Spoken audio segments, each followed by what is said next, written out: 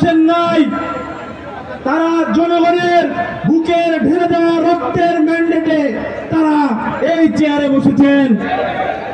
তাই আওয়ামী লীগের নিষিদ্ধকরণ নিয়ে ন্যূনতম কোনো টাল বাহানা করবেন না।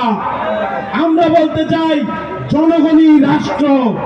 সংগ্রামী ভাই এবং বন্ধুগণ, বারবার এনসিপির পক্ষ থেকে কেন সংস্কারের উপর গুরুত্ব দেওয়া হয়? সংগ্রামী ভাই এবং বন্ধুগণ, আমরা মনে করি যেদিন ফ্যাসিস্ট হাসিনা আমাদেরকে রাজাকারের সন্তান, রাজাকারের নাতিপুতি বলেছিল, সেদিন থেকেই গণঅভ্যুত্থান শুরু হয়েছিল। সে কিভাবে আমাদের এই অভিধায় ট্যাগ দিতে পারলো, আপনারা কি সেটা জানেন? আপনাদের সামনে স্পষ্ট করে দিতে চাই, সংবিধানের অন্যতম যে মূলনীতি বাঙালি জাতীয়তাবাদ, সেই বাঙালি জাতীয়তাবাদের উপর দাঁড়িয়ে সে আমাদের রাজাকারের নাতিপুতি, রাজাকারের সন্তান বলতে পেরেছিল। আজও যদি সেই সংবিধানই বলবৎ থাকে, তাহলে আমাদের মানবিক অধিকার বলে কিচ্ছু থাকবে না। এই কারণে আমরা বলি, 24-এর গণঅভ্যুত্থান পরবর্তী বাংলাদেশ অবশ্যই সংস্কার করতে হবে। মৌলিক সংস্কারের আগে কোন প্রকার কোনো নির্বাচন নয়।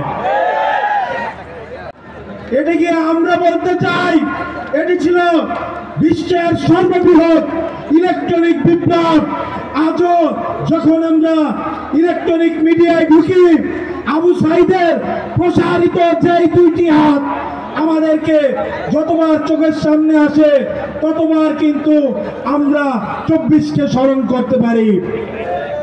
যে বিপ্লব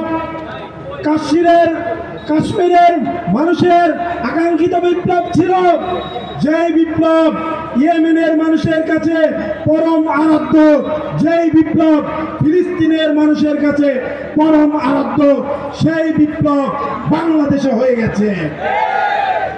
ইতিহাস থেকে কেউ শিক্ষা নিতে চায় না, কিন্তু ইতিহাস বলে ইব্রাহিমদের হাতেই নমরুদদের পতন হয়। ইতিহাস বলে ফিরআউনের পতন মুসাদের হাতেই হয়। সেই ইতিহাসের এক ঝলক বাংলাদেশে দেখা দিয়েছে। নিরস্ত্র ছাত্র জনতার হাতে পতন ঘটেছে। 21 শতকের সবচেয়ে ভয়ঙ্কর ফ্যাসিস্ট রক্তচোষা হাসিনা, তার এই বাংলাদেশে রাজনীতি করার ন্যূনতম অধিকার তো নাই। সে দেশে আসবে শুধুমাত্র একটি কারণে, তার ফাঁসির দড়ি গলায় পড়ার জন্য। এই বলে আমি আমার বক্তব্যকে